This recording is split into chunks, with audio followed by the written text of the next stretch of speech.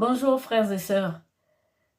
Voici donc dans cette vidéo, les réponses selon ma méditation au fait que notre Seigneur Jésus-Christ n'appelle pas Marie publiquement maman. J'ai trouvé trois raisons principales, mais qui pourraient bien s'étaler en 4 ou 5. Je vous les délivre tout de suite. La première raison pour moi, et c'est une méditation personnelle. Ce n'est pas une étude biblique approfondie, ce n'est pas non plus une révélation de Dieu. Donc, pour moi, la première raison, c'est tout simplement que Jésus-Christ n'est pas seulement homme. Il est aussi Dieu. Et oui, frères et sœurs, si notre Seigneur Jésus-Christ avait appelé Marie maman tout le temps, on aurait pu penser que c'était un homme de chair totalement et entièrement. Ce que je veux dire par là, c'est que il est vrai Dieu et vrai homme. Pour ceux qui me suivent, je leur ai dit que la plupart de la création vient de l'Adama, c'est-à-dire de la terre. Mais en ce qui concerne la figure de la dame même, il y a les anges qui sont des Adams. Et Adam est aussi un Adam, mais un Adam du genre humain. Et oui, les arbres sont des Adams. Ils sortent de la terre. Les animaux sont des Adams, mais ils ne sont pas le genre humain. Notre Seigneur Jésus-Christ, en venant dans la chair, dans le genre humain, s'est fait homme et non ange. Mais il n'est pas seulement homme. S'il avait appelé tout le temps Marie maman, on aurait pu mettre en doute son côté divin. Et le côté divin de notre Seigneur Jésus-Christ, frères et sœurs, nous le savons, c'est la parole. Et étant parole, il ne peut pas se tromper. Toutes les paroles qui sont sorties de la bouche du Christ, étant Dieu, dans ces paroles, il n'y a pas d'erreur. Donc, étant la parole, il ne pouvait pas appeler Marie maman. C'est la raison pour laquelle il l'appelait femme. Parce qu'en tant que Dieu, Marie est femme. Pour cette première raison, nous allons nous arrêter là pour l'instant, parce que nous allons y revenir. La deuxième raison, frères et sœurs, c'est le salut. Et qu'est-ce que c'est pour vous le salut? C'est la désincarnation. Et oui, notre Seigneur Jésus-Christ est venu pour que l'homme se désincarne. Il s'est incarné pour sauver nos âmes. L'engendrement de Dieu pour nous sauver, nous les humains, n'est pas pareil que l'enfantement des humains. Nous savons que les anges ne se marient pas. On ne prend pas homme et femme au ciel. Dans ce monde, à cause du péché, cela est béni par Dieu. Et nous appelons cela l'enfantement. L'enfantement, frères et sœurs, c'est une incarnation. C'est-à-dire que du spirituel, on passe à la peau et à la chair. Donc l'enfantement, on passe du spirituel au charnel. C'est-à-dire que l'être humain devient âme, esprit et corps. L'engendrement, c'est la désincarnation. C'est-à-dire que la peau est séparée de l'âme, puisque Jésus-Christ, notre Seigneur, a cloué la peau sur la croix. Il le dit, je suis venu sauver les âmes. Et donc, l'engendrement, c'est une désincarnation. Puisque l'incarnation, il y a carné. Et carné, ça passe par la maman. C'est la chair avec le sang. Donc, notre Seigneur Jésus-Christ qui est venu pour ce salut, ne pouvait pas appeler Marie maman. Pour cette raison, nous sommes la seule religion à parler de cette désincarnation qu'on appelle le salut. Beaucoup de religions parlent encore d'incarnation. Et oui, mais nous parlons de désincarnation. Saint Paul le dit magnifiquement, il va changer notre corps plein de péchés, c'est-à-dire notre âme qui est emprisonnée dans cette peau. Le Seigneur va transformer cette âme en un corps spirituel magnifique. Passons à la troisième raison, frères et sœurs. C'est dans le prologue. Ceux qui ont foi en Jésus-Christ, ils ne sont nés ni du sang, ni de la chair, ni de la volonté d'homme. Marie est le lien charnel de notre Seigneur Jésus-Christ. Et donc lui étant venu justement pour que cette incarnation s'arrête, il ne pouvait donc pas appeler Marie maman, frères et sœurs, mais plutôt femme. Et c'est ce qu'il a fait. La semence de la femme et de l'homme est charnelle. Mais la semence du Christ est spirituelle. Frères et sœurs, c'est très important.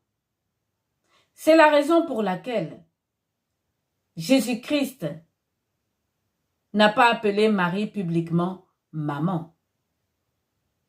Parce que nous sommes sauvés plus par le sang, c'est terminé.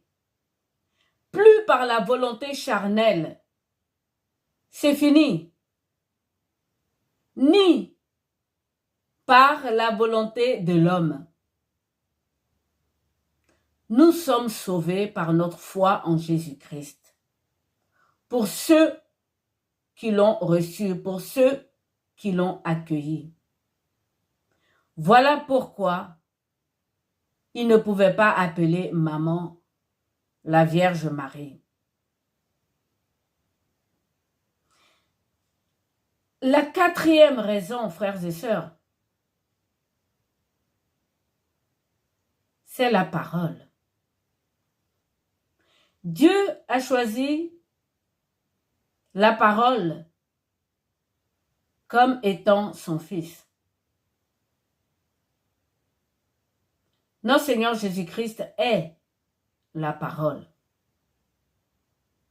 Donc la parole qui au commencement était auprès de Dieu et qui est Dieu représente les fils. Maintenant, quant à la femme,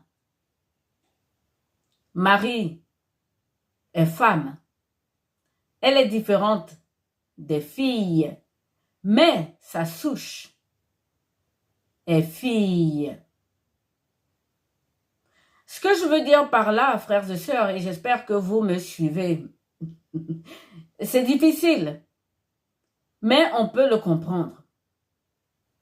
Le langage de Dieu par fils, la parole, et par fille, nous voyons exactement ce qui est dit dans la Genèse. Le souffle sur les eaux. C'est ça qui donne fille. Et oui. Ce que je suis en train de dévoiler là, ce n'est pas la première fois que je le dis. Jésus-Christ est la parole de Dieu. Il est le Fils de Dieu. Marie est la fille de Dieu. Et Marie, ce n'est pas la parole, mais c'est le souffle sur l'eau. Les femmes, donc toutes les filles, qui au commencement avions été tirées de la côte d'Adam, et donc toute la création a chuté, je vous l'ai dit dans la vidéo d'introduction. Nous sommes devenus des femmes à cause de l'incarnation du Dieu dans le sein de Marie. Saint Paul disait justement que les femmes doivent se taire dans l'Église. Pourquoi? Parce que la femme avait été tirée de la côte d'Adam. Je dis bien avait été. Dans le cadre de Marie, frères et sœurs, le Dieu qui est venu nous sauver, Jésus-Christ, a été tiré d'elle. Et donc c'est à cause de cela que Jésus-Christ ne l'appelle pas maman mais femme.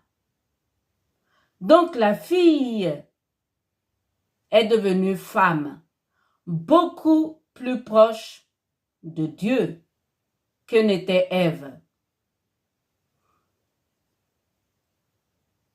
Je m'explique. Ève est venue après Adam, qui est venu par Dieu. Donc Ève était à la 3e position. Elle a été tirée de Adam. C'est clair, il n'y a pas de discussion là-dessus. Mais Dieu, se faisant homme, l'a fait dans le but justement de relever la femme. La parole s'est proposée pour être fils. Le souffle et l'eau se sont proposés pour être fille et donc femme. Cette opération du Saint-Esprit, frères et sœurs, qui a permis Jésus-Christ de pouvoir être formé dans le sein de Marie, c'est l'union du souffle des eaux qui a permis cela. Et c'est ce qu'il donne femme. Jésus-Christ n'a pas appelé Marie maman. Peut-être même en intimité, il l'a jamais fait. Il n'a pas non plus appelé Saint Joseph papa. Peut-être que dans l'intimité, il ne l'a jamais fait. C'est tout simplement parce que il est vrai Dieu. Ça, c'est la première raison. Deuxième raison, il est venu détruire cette incarnation pour que ça finisse, c'est-à-dire l'enfantement par les femmes. Et la troisième raison, c'est que Ève a été relevée en Marie. Comme je vous le disais dans la vidéo d'introduction, frères et sœurs, Dieu a voulu de Ève. C'est sa volonté. Pourquoi est-ce que, à cause de sa création, de ses créatures, il va abandonner, lui qui est Dieu, sa création, c'est-à-dire Ève. De tous les temps, il a voulu avoir un fils et une fille. La parole est son fils. Le souffle sur les eaux représente la femme. Voilà pourquoi Jésus-Christ n'a pas appelé maman Marie, mais plutôt femme.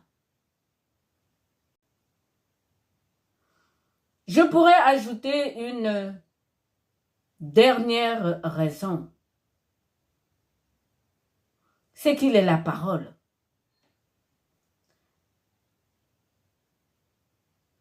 La parole n'est pas charnelle, mais les souffles et les eaux sont charnels. Et même l'espace est charnel. Voilà pourquoi la femme représente l'âme et le Christ, qui est la parole, représente le Père, qui est invisible. Donc Jésus ne pouvait pas appeler Marie, maman. Adam est le seul homme qui ne soit pas né d'une femme. Parmi les 24 anciens qui sont autour du trône de Dieu, y a-t-il une femme? S'il n'y a pas de femme, il reste quand même les fils de Ève. Car ces 24 anciens, frères et sœurs, autour du trône de Dieu ne sont pas des anges, mais des hommes. Plus profondément en ce qui concerne le sang, nous avons vu que la grâce du salut est dans le sang du Christ. Les menstrues des femmes, les règles, lorsqu'elles sont jetées dehors, elles sont impures. Mais lorsqu'elles ne sont pas jetées dehors, elles sont à l'origine des naissances des hommes. Donc le sang du Christ qui engendre spirituellement est différent du sang de la femme qui engendre charnellement. La femme, frères et sœurs, a été pour l'homme un mini-dieu. Et oui, avant que le Christ ne vienne pour que les âmes naissent spirituellement, la femme maintenait la vie justement par ce sang qu'on appelle menstru. Charnellement la création. Dieu a toujours voulu Ève. Je le répète, même si cela a ébranlé la création entière. Il est Dieu. c'est lui qui a voulu Ève. Et donc ce n'est pas à la création de juger s'ils doivent accepter Ève ou pas. Et Jésus-Christ, comme il est vrai Dieu, a remis Ève à sa place. Et Marie est la nouvelle Ève. C'est pour cela qu'il ne l'appelait pas maman, mais femme. Mon père et moi sommes un.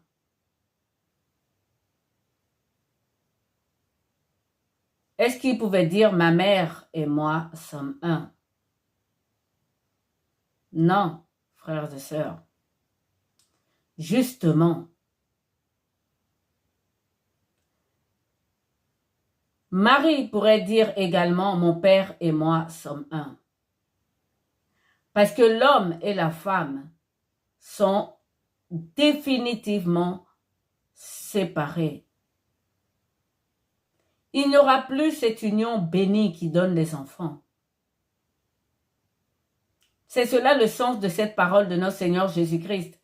Mon Père et moi sommes un. La femme, de son côté aussi dira, mon Père et moi sommes un. C'est terminé. L'enfantement par mariage et par tout ce qui est sexe. Lilith, comme je vous l'ai dit dans l'introduction à cette vidéo, n'a pas existé. Si c'est le cas, nous savons que toute parole est inspirée de Dieu, frères et sœurs. La Bible que moi j'ai, il n'y a pas Lilith. Ça vient des kabbalistiques. Et vous savez ce que Dieu, le Fils, pense d'eux.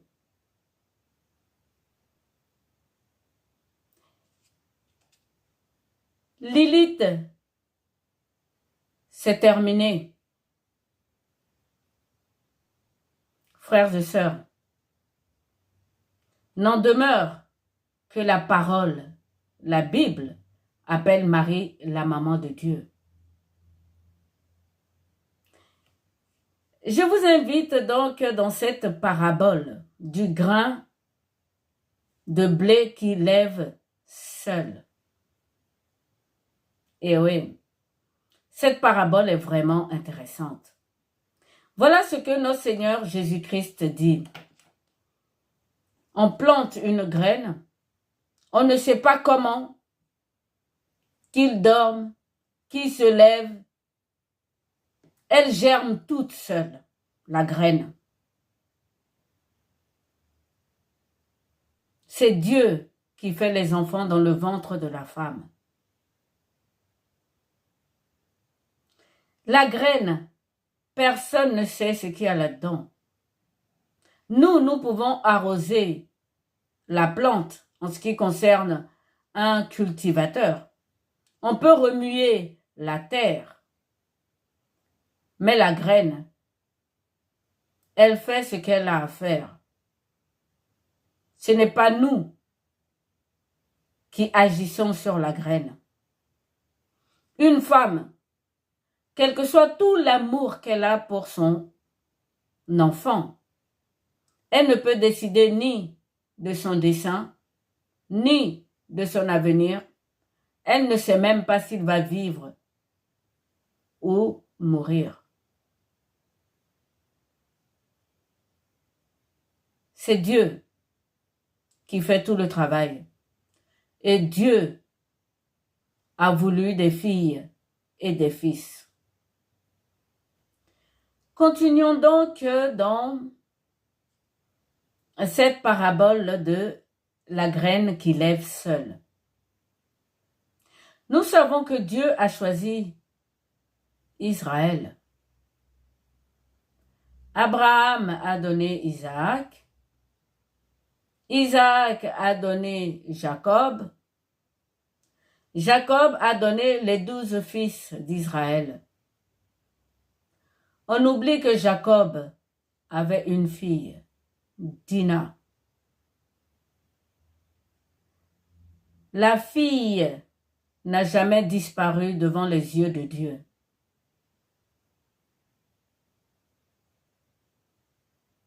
Marie est la nouvelle Ève, plus proche de Dieu, à égale distance.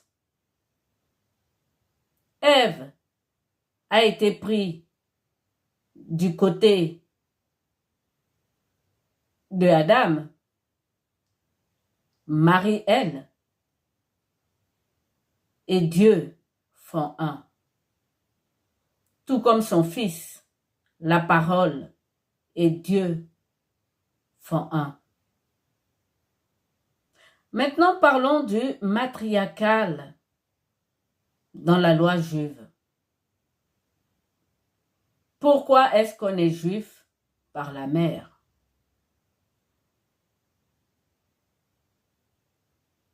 Je vous laisse méditer sur la question. N'est-ce pas parce que le Christ devait venir par une femme? C'est génial. J'adore. Eh oui. Abraham, Isaac, Jacob, 12 tribus, Joseph, Manassé, Éphraïm, Dan, tout ce que vous voulez. Mais pour que le Christ soit de Juda, ça a été par la femme. Dieu voulait des filles. Et le matriarcal, moi je ne suis pas juive. Mais est-ce que vraiment Jésus-Christ est de Juda? Il l'est. Et c'est par Marie. Par ailleurs, notre Seigneur Jésus-Christ dira, avant Abraham, je suis. Marie ne peut pas dire la même chose.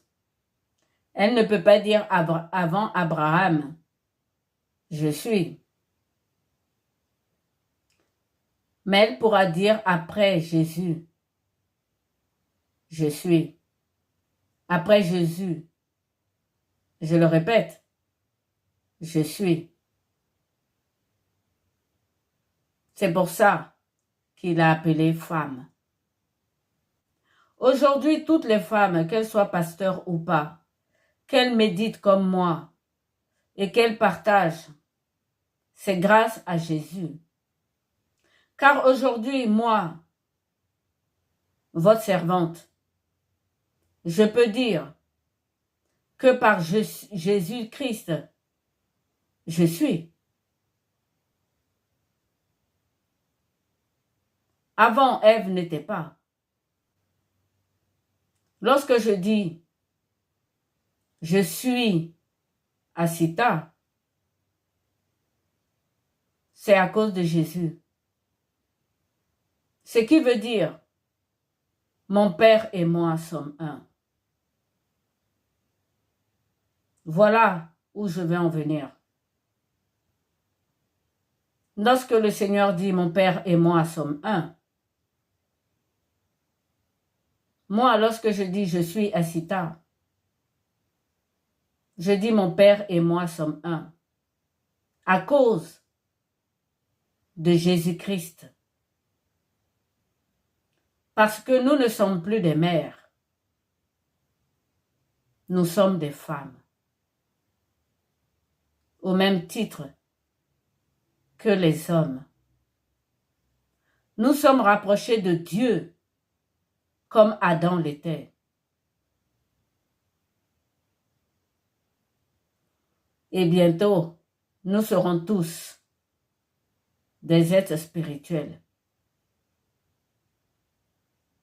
Voilà les raisons pour lesquelles Jésus-Christ